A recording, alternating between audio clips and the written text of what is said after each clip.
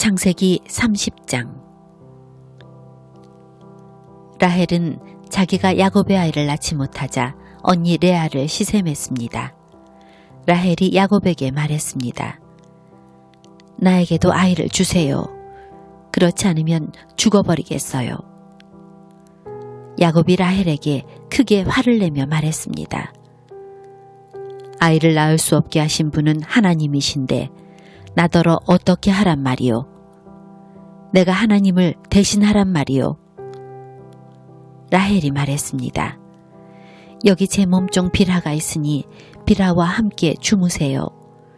그래서 빌하를 통해 나도 아이를 가질 수 있게 해주세요. 그녀가 아이를 낳아 내 무릎 위에 놓아줄 것입니다. 라헬은 자기 몸종 빌하를 야곱의 아내로 주었습니다. 야곱은 빌하와 함께 잠을 잤습니다. 빌하가 임신을 해서 야곱에게 아들을 낳아주었습니다. 라헬이 말했습니다. 하나님께서 나의 억울함을 풀어주셨다. 하나님께서 내 기도를 들어주셔서 나에게 아들을 주셨다. 그래서 라헬은 그 아들의 이름을 단이라고 지었습니다. 빌하가 다시 임신을 해서 야곱에게 둘째 아들을 낳아주었습니다. 라헬이 말했습니다. 내가 언니와 크게 겨루어서 이기고야 말았다. 그래서 라헬은 그 아들의 이름을 납달리라고 지었습니다. 레아는 자기가 아이를 더 낳지 못하게 된 것을 알고 자기 몸종 실바를 야곱에게 아내로 주었습니다. 그래서 실바에게도 아들이 생겼습니다. 레아가 말했습니다. 나는 운이 좋다. 그래서 레아는 그 아들의 이름을 갓이라고 지었습니다. 레아의 몸종 실바가 아들을 또 낳았습니다.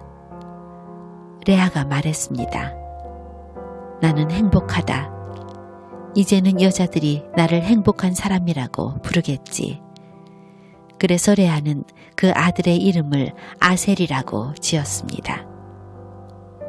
보리를 거두어 드릴 무렵에 르우벤이 들판에 나갔다가 합 한 채를 발견해서 자기 어머니 레아에게 가져다 주었습니다. 그러자 라헬이 레아에게 말했습니다. 언니 아들이 가져온 합 한 채를 나에게도 조금 줘요. 레아가 대답했습니다. 너는 내 남편을 빼앗아가더니 이제는 내 아들이 가져온 합 한 채까지 빼앗으려 두는구나.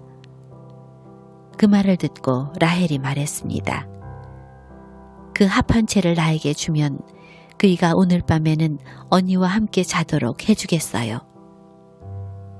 그날 저녁 야곱이 들에서 돌아오자 야곱을 맞이하러 나간 레아가 말했습니다. 오늘 밤에는 나와 함께 자야 해요. 내 아들이 가져온 합 한 채로 당신의 대가를 치렀거든요. 그래서 그날 밤에 야곱은 레아와 함께 잠을 잤습니다.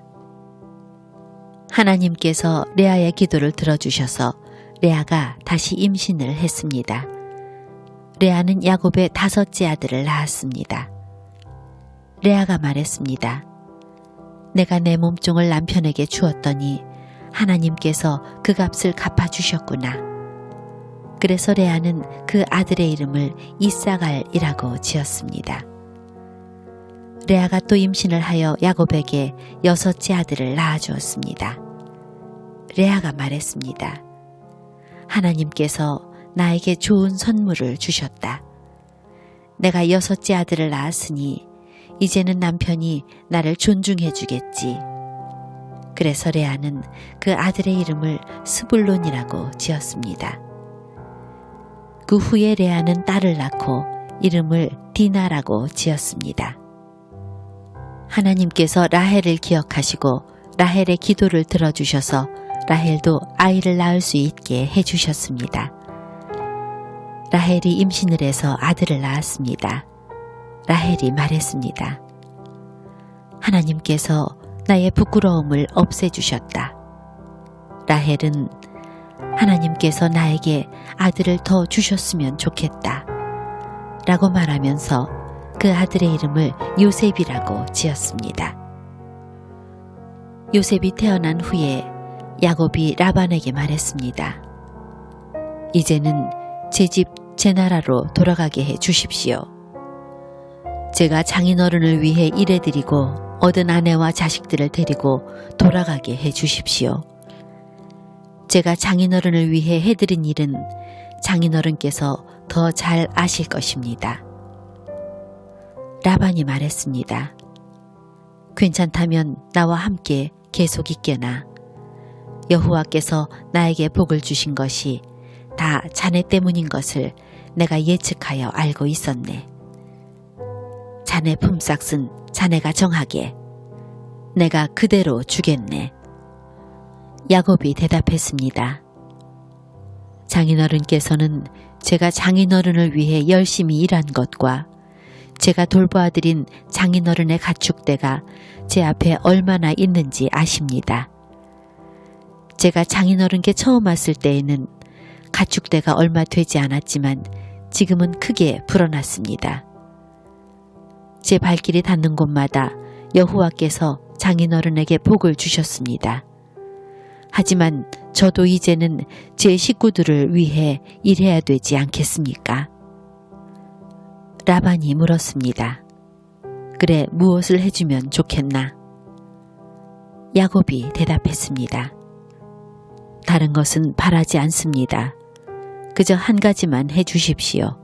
그렇게 해주시면 제 마음을 돌이켜 다시 장인어른의 가축대를 돌보아 드리겠습니다.